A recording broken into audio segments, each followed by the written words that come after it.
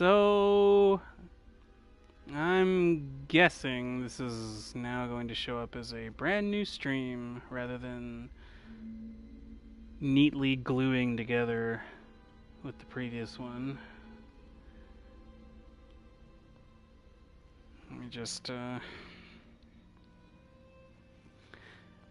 see, because I had a custom description all written out and stuff, and that does not stay when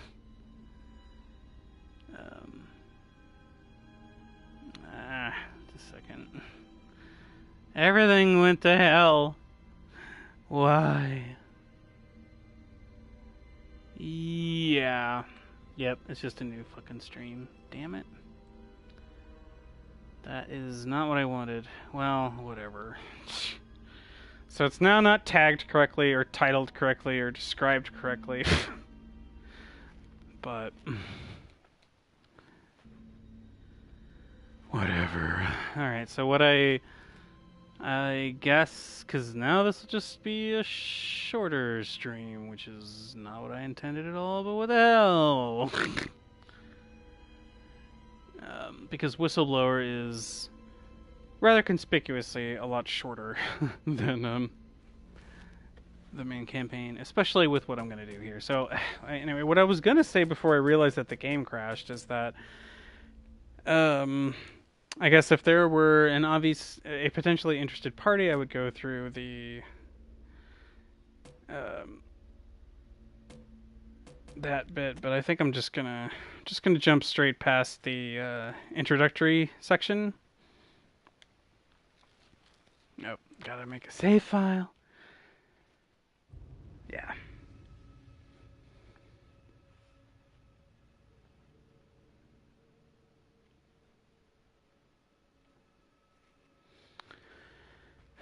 So frustrating, man.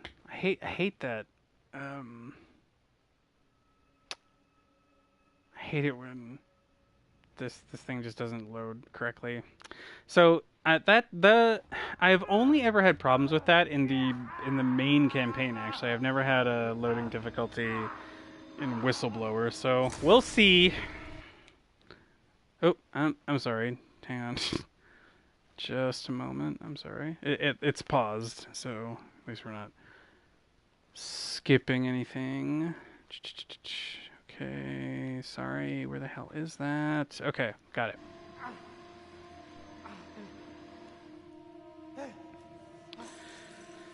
it. All right. So I do have to say that since Outlast is ultimately a very short game, for people who just want to play it once, I definitely recommend getting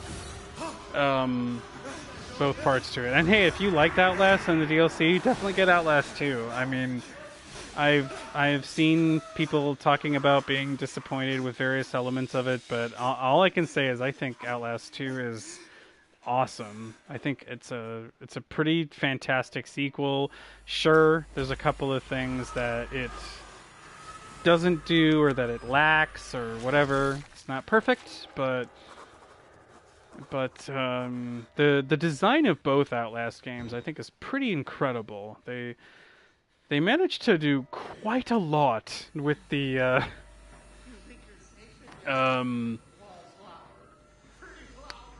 I guess with this basic gameplay mechanic of having to run away from everything, of which there are quite a few games like this. But at least in Outlast, you're a spry little guy. So, all right. So this first guy here is completely harmless, in spite of whatever he might say. Over here is the first guarantee battery, and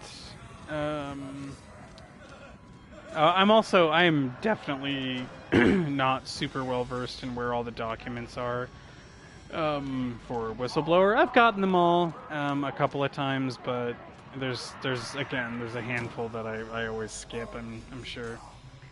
So let's see. So Whistleblower, kind of like the original campaign, has a few places where you have to kind of just chill, sit back for a while, and wait for things to play out. And here's one of them.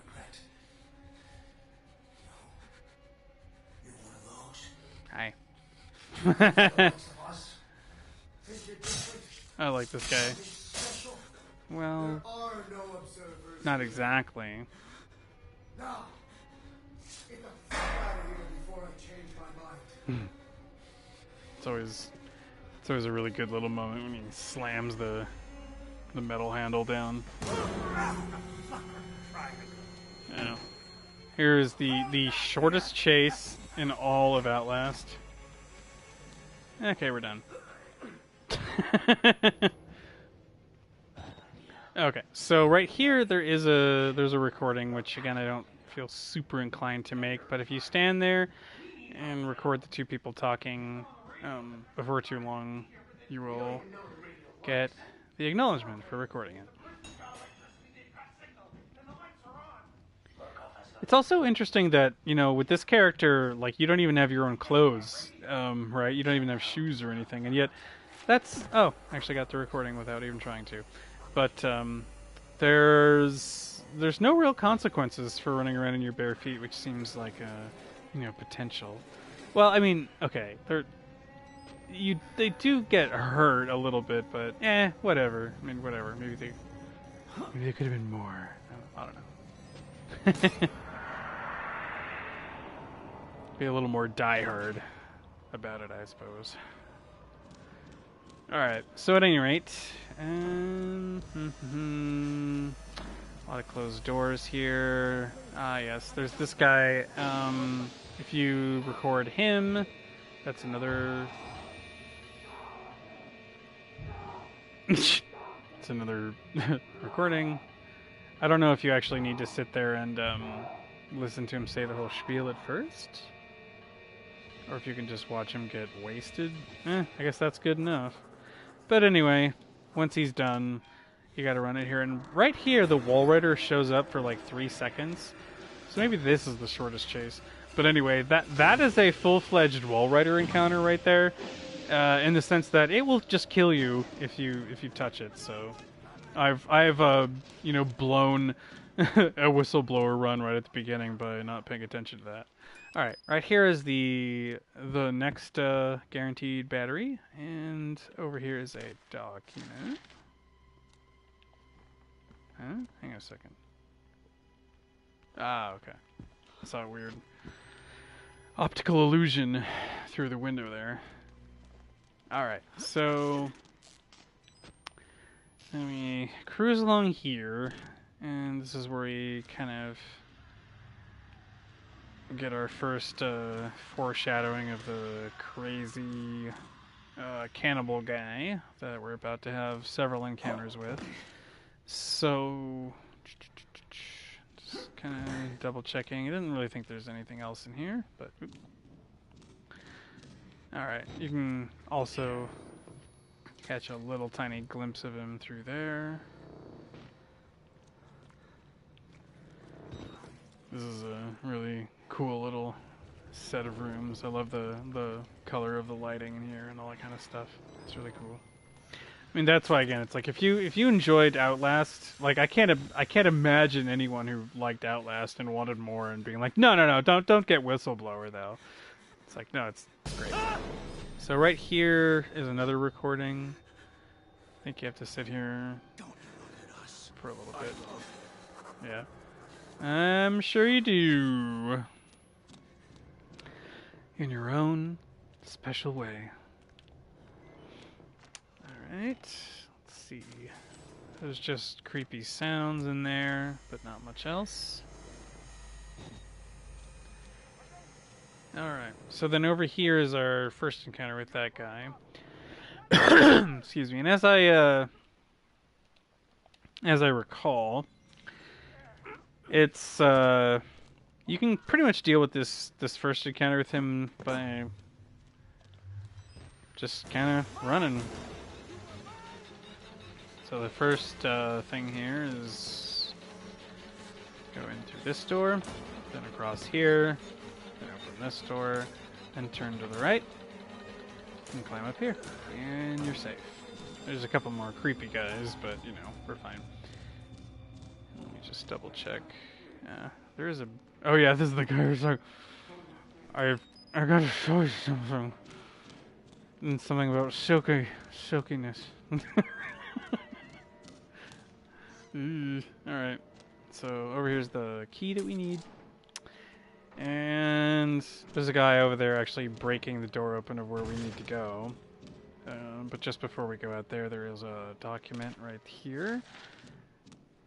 And then you can just leave. Oop.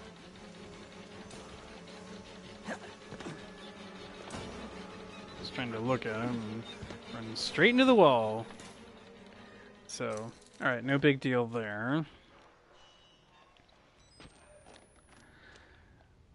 First encounter is pretty smooth. Let's see here. Don't think there's really anything of import in there, or really anywhere in here, so we'll just go straight towards the encounter. Where he throws ya in the crematorium? Is that what the name of these things are? Or is that the name of the whole room? I don't know. Oh god, it's like, again, it's like another nasty, horrifying, naked guy chasing after you, but this guy is also covered in blood from eating people. Lovely.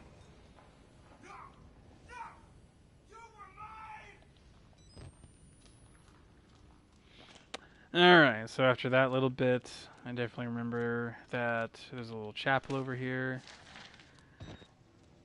And a document. Like, the way forward is up there. But... splat. I don't think there's anything else. I know there's more rooms and stuff.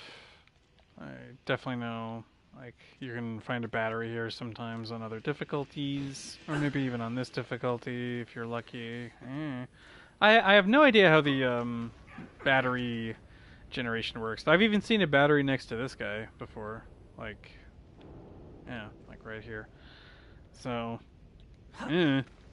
that's why the when I realized that there are batteries that always show up, I was like, oh, that's perfect. It's like you kind of don't even really need to worry about the random batteries at all. You can just sort of skip it. Skip everything.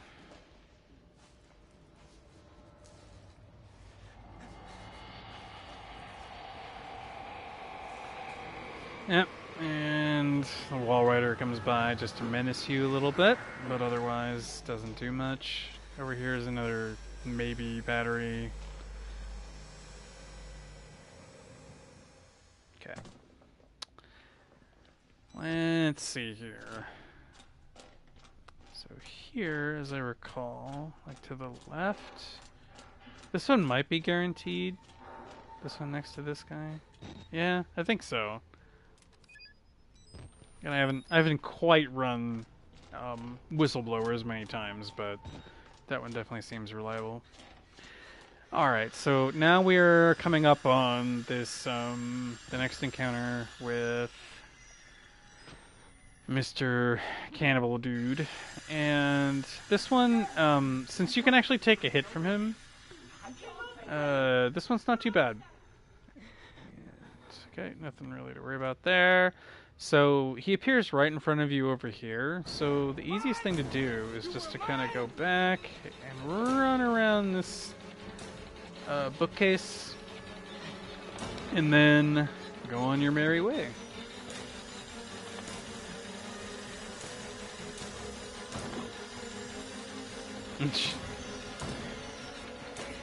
For some reason, that little spot right there is just totally off limits, man. I can't possibly fit my tiny little body through that space, or something. I don't know. Alright, let's see here. Oh. I don't even know if this battery's always here, but again, it's like, it's so hard for me to just not go to the spots where batteries might be. It's like autopilot. Anyway, and here's this guy. I don't think... I don't think that's a recording, right? Because he'll just kind of go, "Whoa!" Yeah. No. It just seems like it could be. Alright. So, there is a written document over there. And... just a second.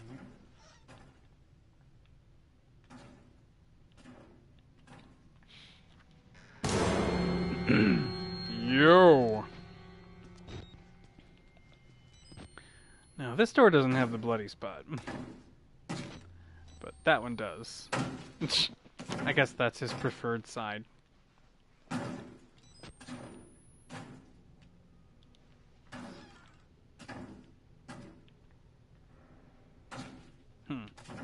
I don't know why I'm feeling hesitant. Just am. Alright. So over here, this is the door that for some reason to me just always looks like it shouldn't be there or shouldn't be a door that I bother with. Okay, I don't think there's anything back there. I always like checking and there's nothing. Alright. So here's the next encounter with this guy. And the way I've kind of figured this one out, so you can just kind of come in here, you know, give you a little smack. But he doesn't run, right? So you can just run right out, come over here and shut this door. And even if he's like right behind you and bashing through the door, it takes him like 6 or 7 hits to actually break it. So again, you're pretty damn safe. Yeah, even when you come in here again, he starts breaking through the door, but it takes him so fucking long. It's like, okay, well, whatever. So those aren't too bad. Dum-de-dum-de-dum. That's right, okay. Nothing much going on here. There's a jump scare behind you.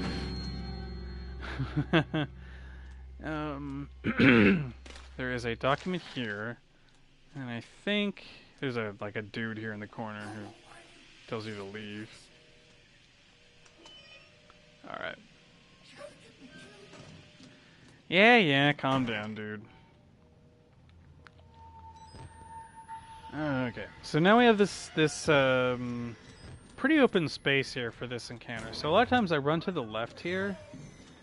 Yeah, and he's right there, yep.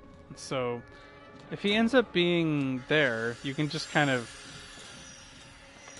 bait him in that direction, and then, you know, turn around, run back around, and go through this way.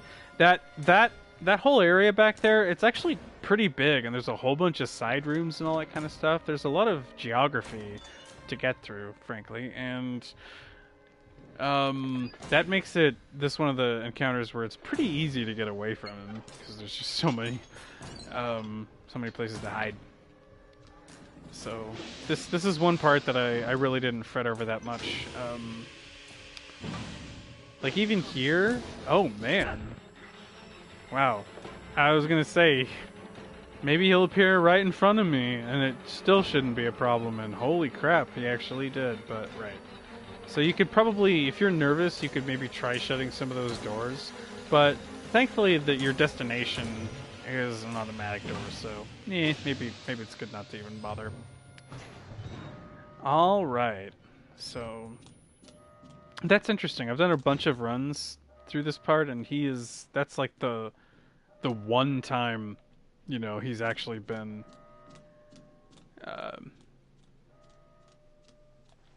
in there.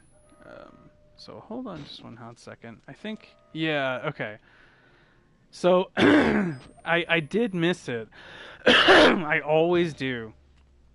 The first time you pass by this area, one of the elusive recordings is this one right here, where this guy's being choked, and you have to, you know, or being, you know, drowned by another guy, and you have to actually record it happening.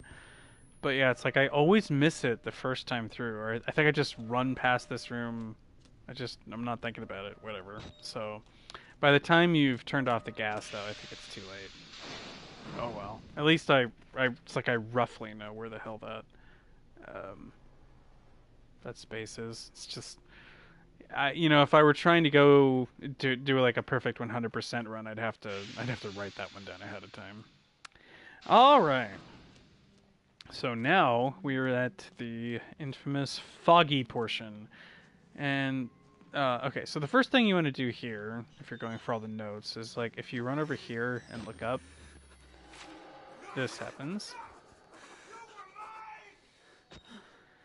And I I don't think we actually see him ever again after that. This point, his ultimate fate is a mystery. But anyway, yeah, this is the wrong way through the fog. So this whole part being super foggy, it means that the night vision mode on your camera is basically worthless. So, but as a result, because Whistleblower has like this prolonged portion of it here, where you can't use the camera, you actually use far less battery overall when doing speedruns on Whistleblower. Like I might only even need one battery now. Yeah, someone just comes along here in this spot and just hits you. That's a pretty good gag because you have no idea where it comes from because it doesn't come from anywhere. It's magic. Anyway, this whole part is mostly about just finding your way through the fog and getting, swept up in the atmosphere. But there's not really actually much danger here. So over here is a recording of a guy playing basketball with a head. And I think if you go just that far at least... Oh, no? Oh, wait, okay. I think the trigger to be able to move on is you have to hear this guy breaking through the door over here. Or trying to. He doesn't actually make it. There we go. Yeah, that whole thing. Bang, bang. He won't make it. So if that plays out, yes. See, then a guy runs out. And by the way, I've chased that guy down to where he goes. He actually does end up running somewhere, and it's right next to where a battery is. But even though he's carrying a weapon, he doesn't. He's not a threat to you. So anyway, moving right along. This if let's see, if you were actually trying to watch this for getting a sense of the geography, sorry if I'm making it rather confusing, but this part is pretty linear and there aren't really any recordings to get or documents to find or anything really. So once you're familiar with how to get through this area, and I'm just looking around a little bit for the hell of it, but once you're familiar with this, this part's just it's where you can kind of catch your breath on insane mode. We'll say that much.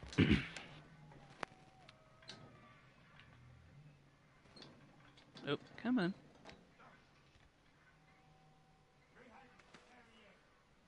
Yeah, come on. Damn it. Sorry, I'm trying to set something up here again. You are not showing me the correct video stream. Thank you. Thank you very much. Okay, so here, I actually got killed by the two, the two brothers or whatever they are, the scary naked guys that stalk you several times in the main campaign. Yeah, these guys, and it's really hard actually to get killed by them because they don't even go after you. You pretty much just have to run straight into them, which is what I did.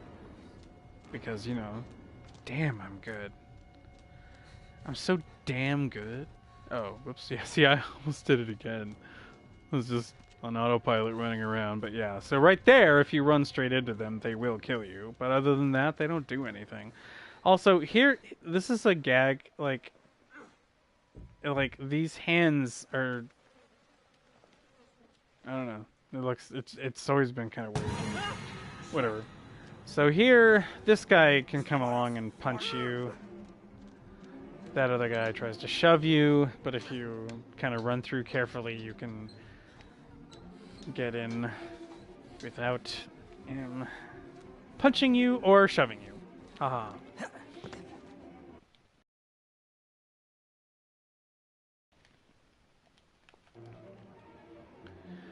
Okie doke. Alright, so over here we've got another document. So yeah, so outside of that guy that we just ran away from real quick, who, you know, says spoil sport and is playing basketball and all that. That's the only guy during this whole sequence that can harm you at all. Kind of surprising. Oh wait, why am I doing this? There's a ladder.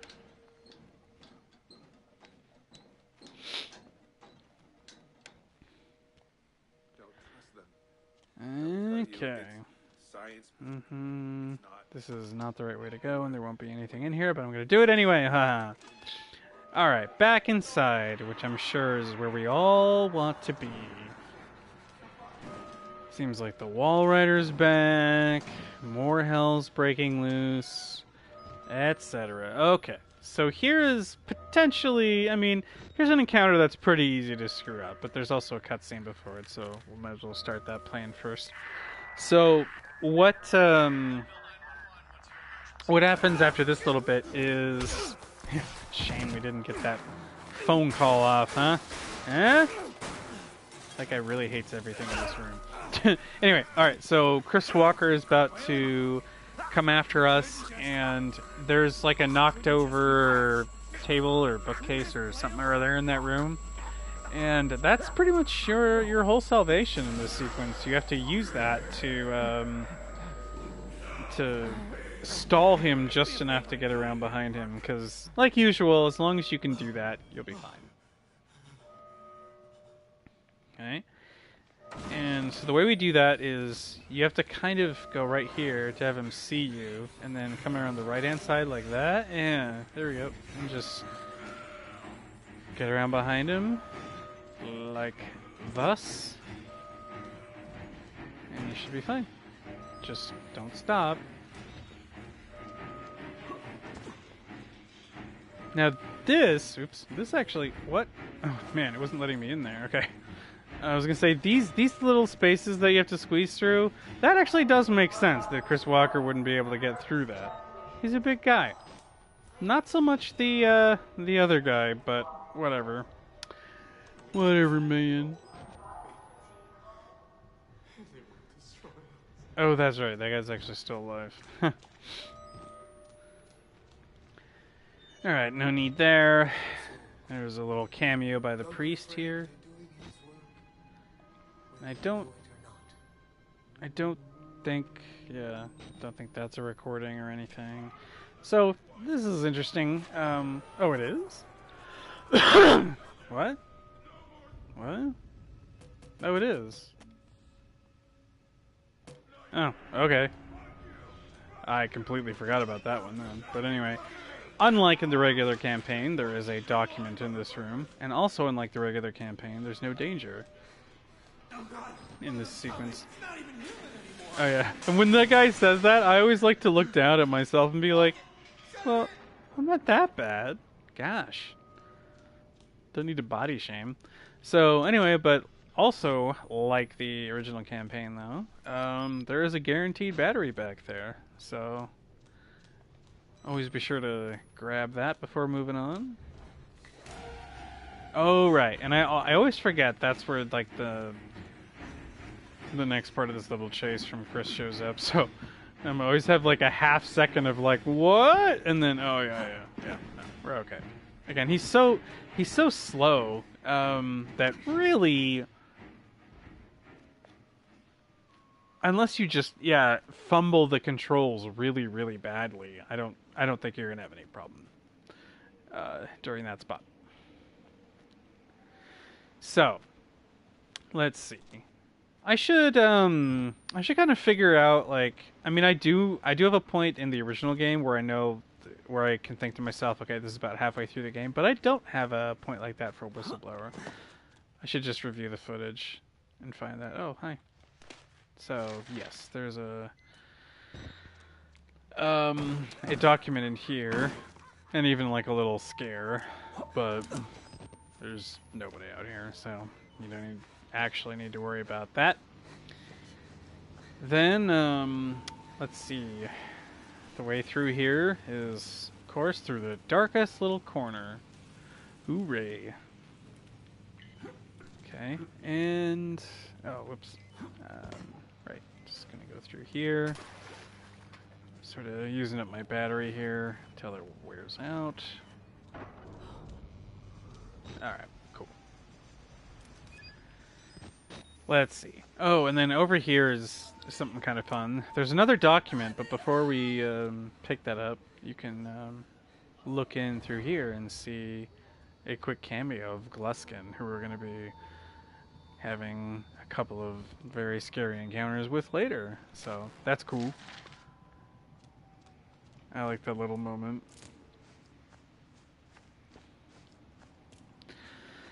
All right, so now the present goal is to get the power turned off here so that we can actually touch the fence and move on.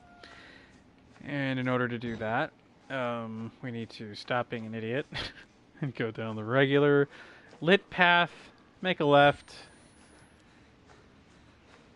through this little area here, which again is not dangerous at the moment, but gosh, sure feels like it could be.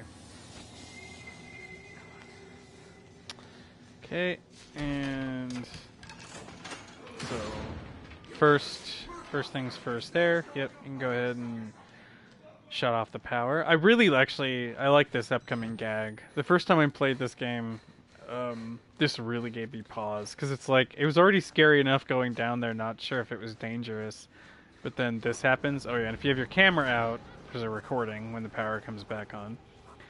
But yeah, I love that. Oh, now you have to go back down there, and it's like, oh god, there's something dangerous, but you don't know when and where it's going to happen. Ultimately, it's not that bad, but I mean, that's like the genius of this game, is they managed to make it feel absolutely horrific and extremely oppressive. But they managed to go for tension, rather than difficulty for the most part. Outlast 2 is a heck of a lot more difficult, but it's still, I think, a lot more about tension than difficulty. Anyway, so that guy, is very close behind us, and we have just enough time to open that door there without him giving us a bonk on the noggin. So, and as long as you don't stop during that part, you also have... you'll get hit the one time, which I'm pretty sure is unavoidable, but you won't get hit again. So it shouldn't be of major concern if you're attempting an insane run. So also, like, I mean, I know I skipped the introductory chapter, but I did that just because it's all cutscenes and there are no documents and recordings in the introductory chapter at all, and I just wanted to practice the gameplay of this part. But it's like, I don't think I've even died yet on this mode. It's kind of funny how you can play in something like this, and since I'm not actually on insane mode, I don't feel the tension. So right here, there's another record you can get when this happens. Splat. Okay. And up we go into, well, the final chunk of the game, which unfortunately is also where the longest cutscene happens, which is also a very uncomfortable sequence.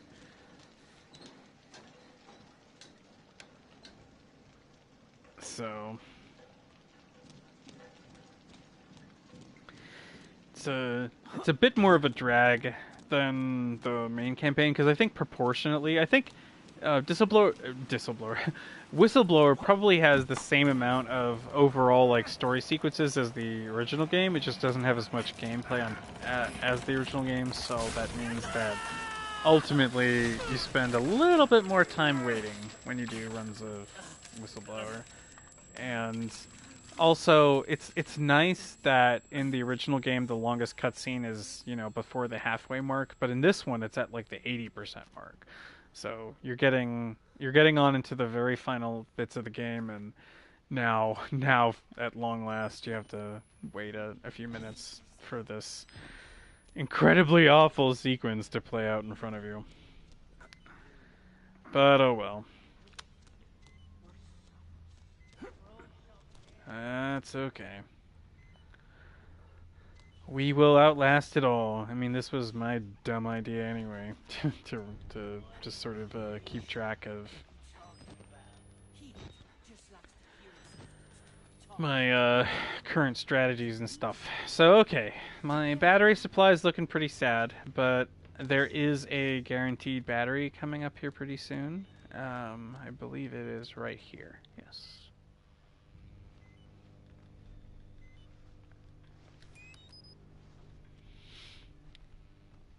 Okay, so then as soon as we run out here, we will be in good shape. Yes, yes. This part, I mean, I definitely like all of the, you know, like the voice acting and the things that they're saying, and just like the way this part really does take a little while to set up the next thing. Oh, there's a recording you can make here of this dead guy.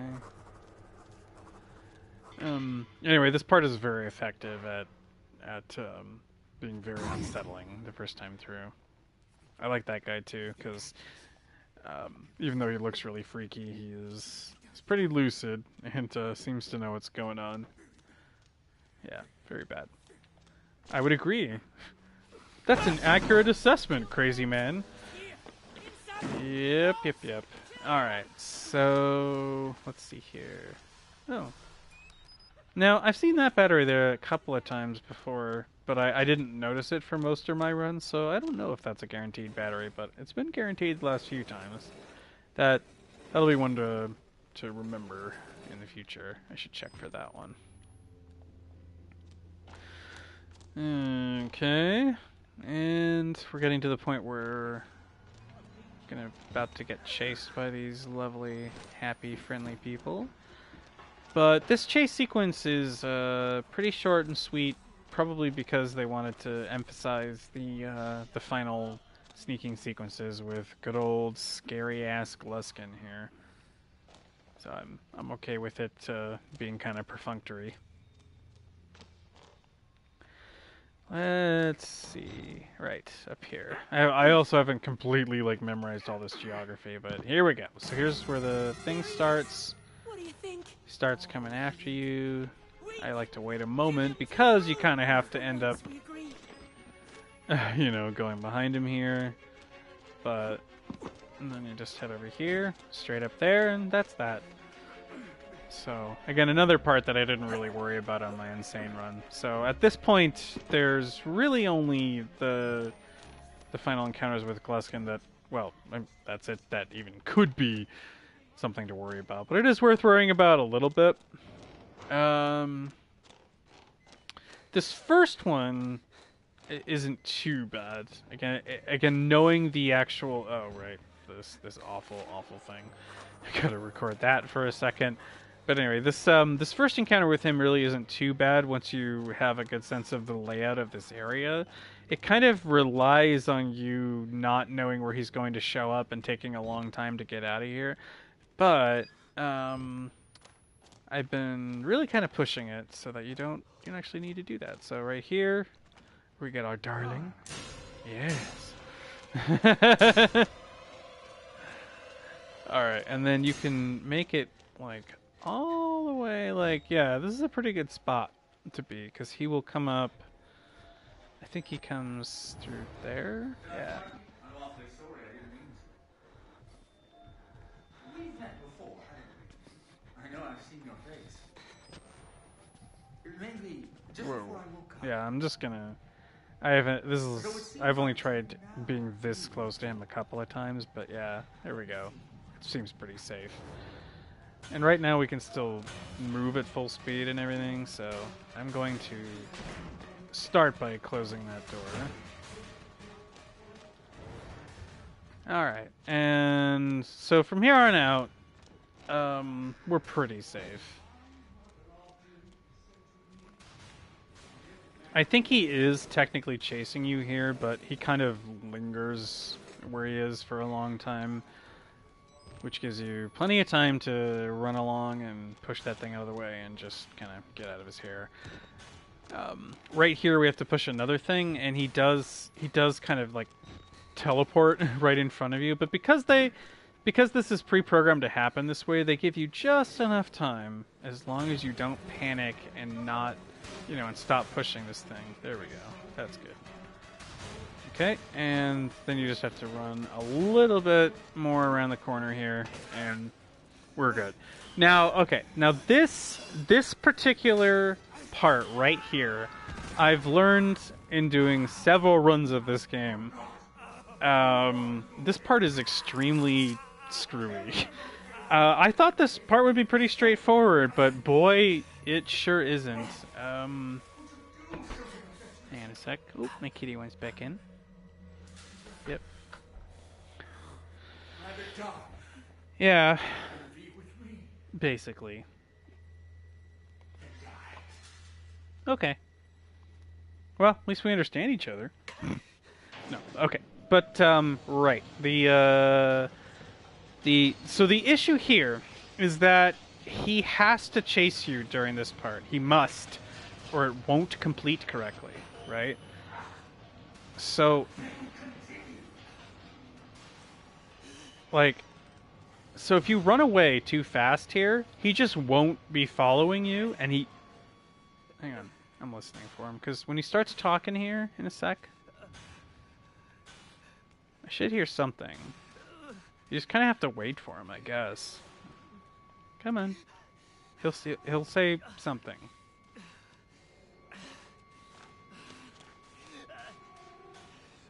Where are you, you ding-dong? This is what I mean, like... Because I swear, like, I've tried to just, I'm gonna go run away from him, and he just doesn't show up, and then I have to play this dumbass guessing game of trying to get him to show up. What the hell? Okay, this is really weird. I've never... What the... Okay, maybe there's, like, weird, like, invisible triggers in this sequence I just don't understand. Okay, because, like, maybe if I go... There we go. Now I hear something. Is he coming now? Okay, hang on. Come on. It's like... I don't want to... There we go. Oh, there we go. Okay. There we go. As soon as we hear him talking there, then you're fine to complete the rest of this whole bit. Yeah, so I don't quite understand why that works the way it does. But yeah. You know you did it right if you have your camera out and it just puts away the camera the second you get in here, and you no longer have the option to exit the locker. Yeah. So, because like numerous times when I'm doing my runs, I just I get to the elevator thing, the elevator goes up, and then I run all the way down here and I hop in the locker and he's just nowhere. He's nowhere to be found at all. So then I have to get out and play this like shitty peekaboo guessing game.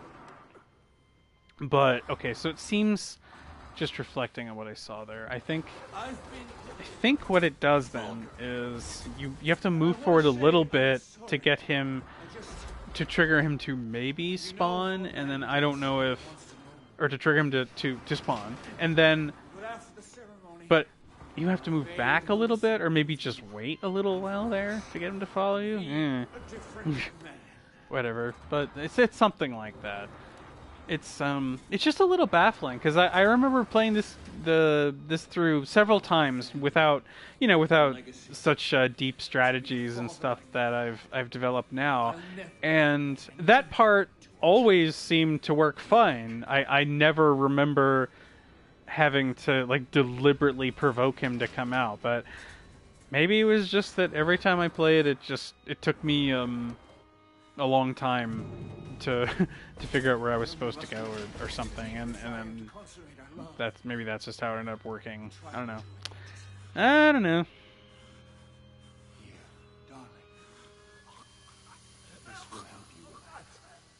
Oh boy.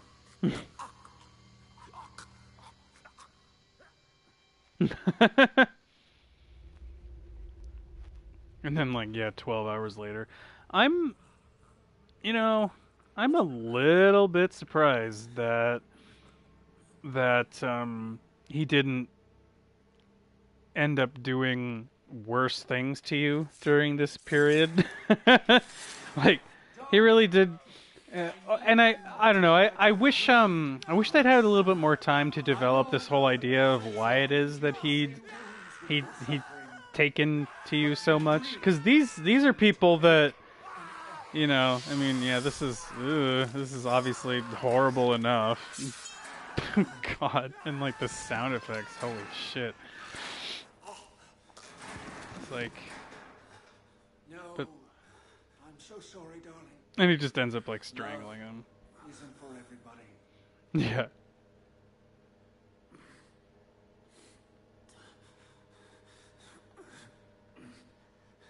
Thunk. Enough of that. Oh. Now my kitty is requesting more attention or something. Darling. Yes. All these unsightly hairs. Yes, Mr. Kitty. Oh. Silky smooth. Silky. Girl again. Uh, Now the more delicate bits.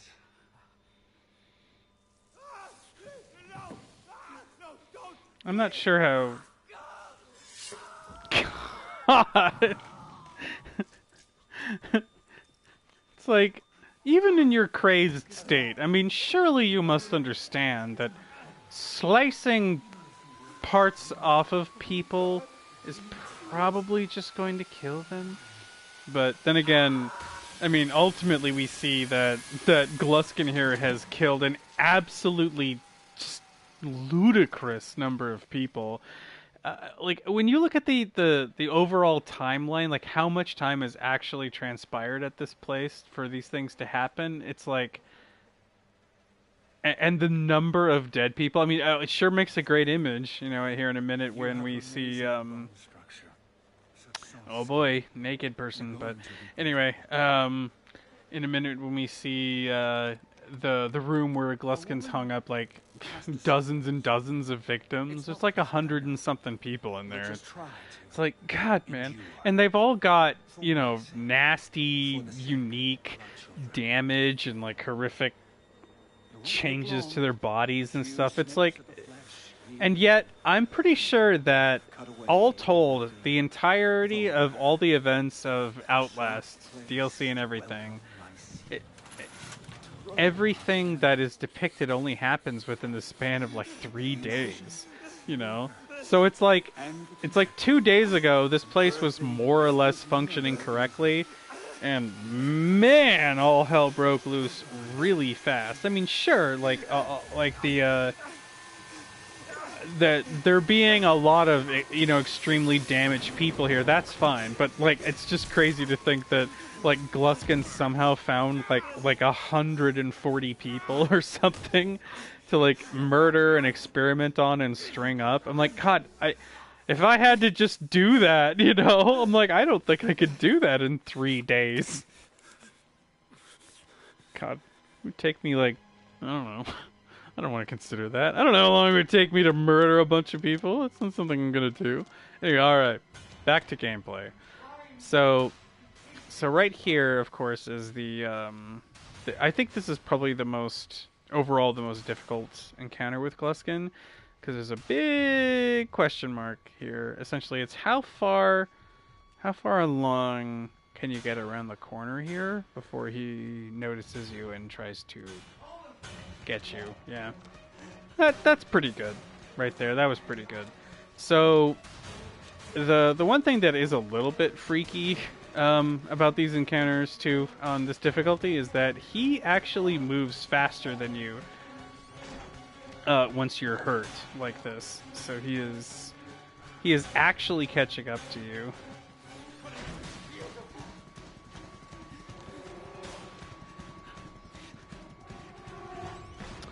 So, you know, sometimes if I'm feeling a little bit more anxious, I'll shut a few of those doors to buy me some extra time. But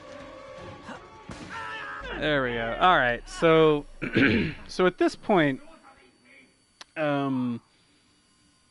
well, I was going to say I would usually feel a lot better, but usually doesn't really mean a whole lot because, by the way, here's a guaranteed battery.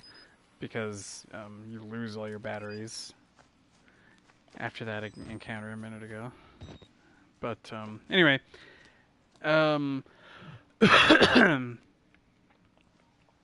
the crap, I kind of forgot what I was talking about. Whatever. I think I was maybe saying that the previous encounter is worse than this one, because this one at least I've got a pretty solid way of handling the end of it, although it can be a little nerve-wracking still. So alright, so getting on here to the final bit. Here's the room I was talking about with the absolutely ludicrous number of victims. I mean, again, God, this sure makes for an absolutely fabulous horror image of just sneaking along here and just, as you're panning the camera along and there's just more horrific details in each corner of the room. I mean, it's great. It's genius, but it's also completely unbelievable on some level. I mean, that's something that I'm a huge horror fan, and I have been for a very long time. But it's just like one of those things about horror. It can dip into, or it can just fully transcend into farce and ridiculousness very easily. So it's one of the most difficult balancing things about horror. All right, so this encounter is. This is the one where it's like, again, the strategy I've come up with is pretty reliable, but so we'll see. So what first you want to do is, just grab the key, run straight over here. But then here's the iffy part: you have got to somehow bait Gluskin back here.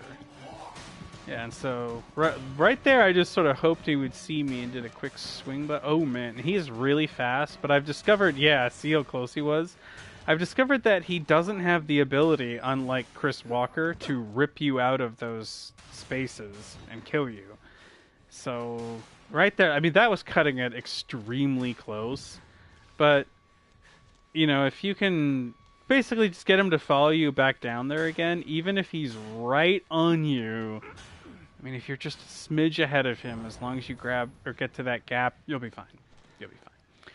And yeah, that pretty much marks the end of all these encounters. So, I didn't have it on insane mode, but if I did, I would have successfully done it again. At least, I don't know. Am I just totally blanking on the spot where I died or restarted earlier? I mean, I didn't even, I know I skipped the intro chapter, but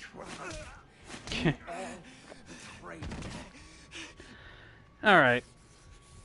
I mean, technically I could still die here, but all you have to do is wait through most of this and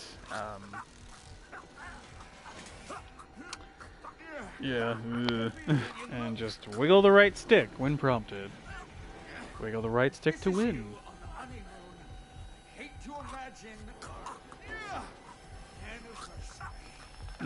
Yeah.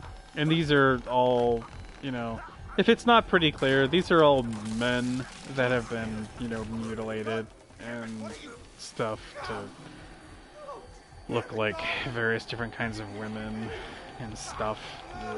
Alright, here's the wiggle for freedom. And of course, this is a great disturbing detail how he grabs your hand here and holds it gently. And then we could have been beautiful. It's great. It's so fucking creepy and uncomfortable and horrible. So, and in horror, that also means it's great and it makes me happy.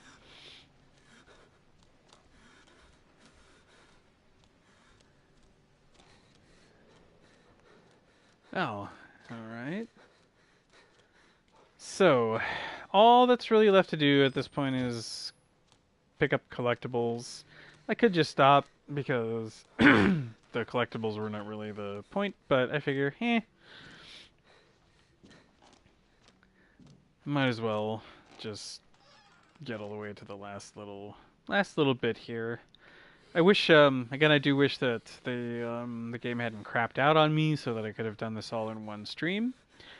But, I mean, I'll go back and retitle the second half here to at least reflect that this covers Whistleblower. So here's a recording of the church. I think it's actually kind of cool that there's a couple of places where you're able to see the church coming up. I don't think, by the way, this is where they find Traeger and they mistake him for like a patient. Oh, that is a recording. All right, I wasn't sure that was, so I thought I would stop and double check. So once again, I just don't have nearly as much experience with Whistleblower overall.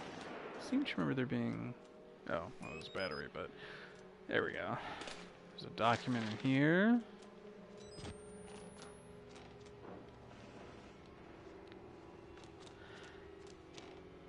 And since I'm not playing on Insane, I'm gonna go ahead and just run along rather quickly during this part, just in case like there's some crazy like almost Easter egg level death where you can get killed for going too far. But oh, anyway, what I was gonna say before is that yeah, if you film the burning chapel from here, it also works. I thought that was cool.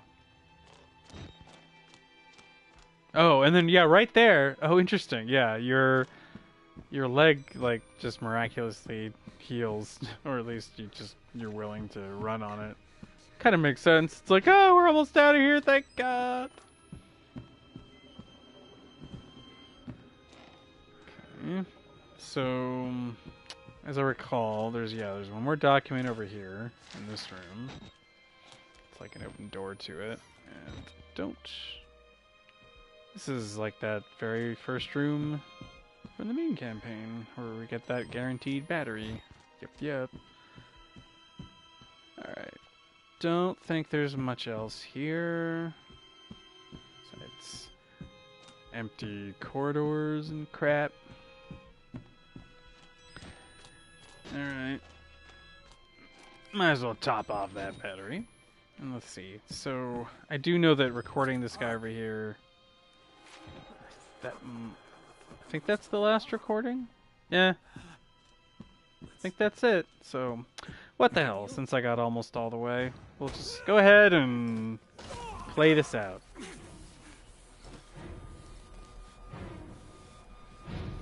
This guy, by the way, is, for having very few scenes and, you know, not a tremendous amount of dialogue, again, it's a really good, it's a fun villain, good performance.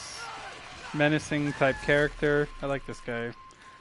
Shame that he gets waxed. Kind of a shame anyway. But oh, also on like the sort of horror theming and stuff like that. I really like that that the two parts of Outlast, the main campaign and the DLC here, comprise kind of the two different ways that you can handle like the protagonist's survival in a horror thing without it feeling too cheap, right? So, and I think, yeah, there's no more recordings to be made. Don't need to do that.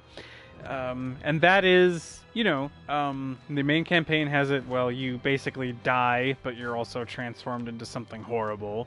So it's like you stop the main thing, but a new evil bad thing comes up, so that's cool. And then in this one, the character does manage to escape, although his mental state is unclear. But then here, you know, just at the very end, we get a cool little glimpse at the main character of the main campaign having now fully transformed into the Walrider. And it's just like, okay, yeah, no, I've seen enough. Bye. I even enjoy the nice little well, how things come full circle here with this second character using the protagonist of the first character's vehicle to escape at the end. I mean, all in all, if there was never another Outlast game and this is just all there ever was for whatever reason, it's a pretty tidy package. And I do think that they went in the right direction with like really expanding the kind of the effects and the lore and stuff of the world in Outlast 2. The only thing they didn't really do is they didn't expand on, well, this bit right here. You know, this stuff where with the wall rider itself, like the wall rider doesn't show up in any way in Outlast 2. It's not mentioned anywhere. There's no equivalent creature. I mean, it's nothing like that. So, and in some ways, that's kind of good, right? Because like we've already seen the Wall Rider. It's a floating nano machine cloud of death with some sentient qualities to it.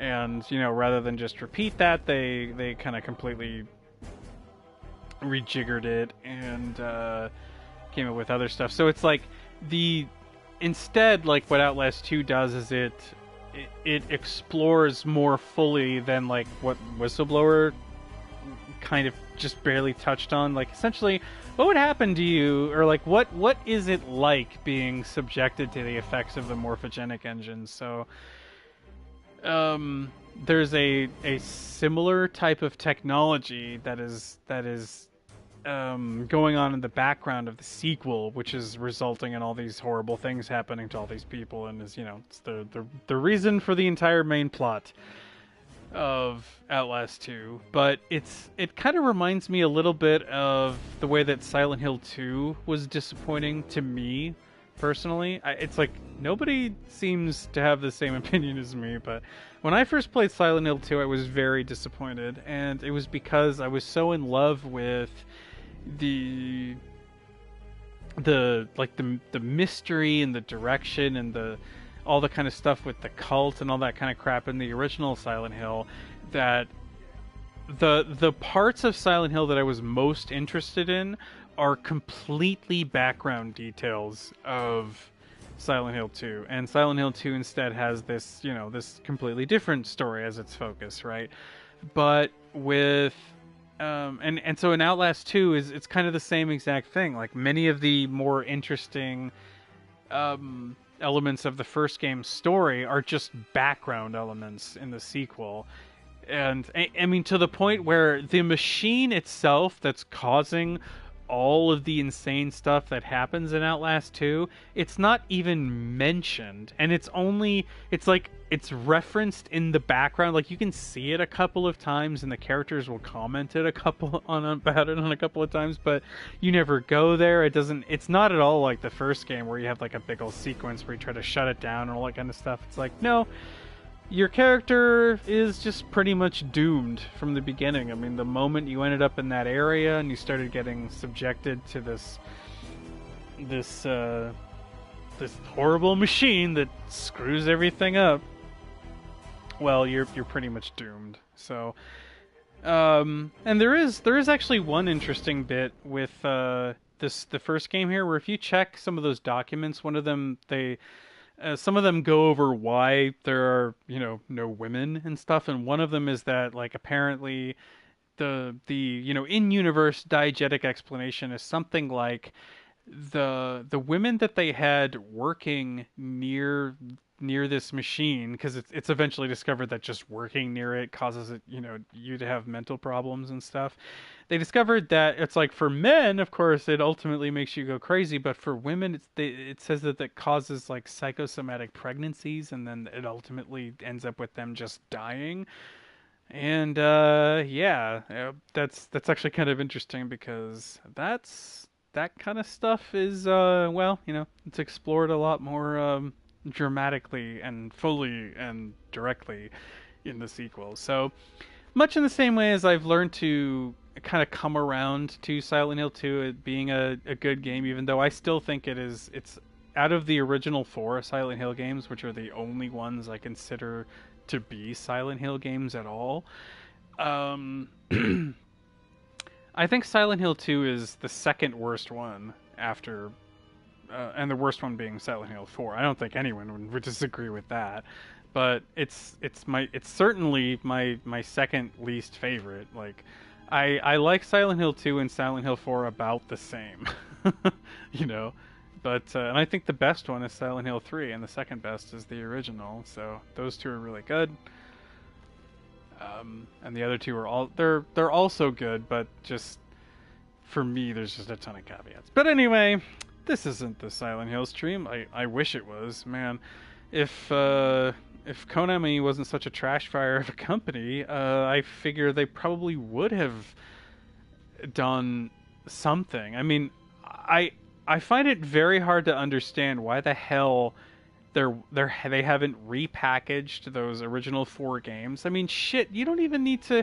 I know they tried once. The Silent Hill HD collection was a goddamn disaster, but that's because they hired a bunch of fucking idiots who had never, like, they had no pedigree whatsoever.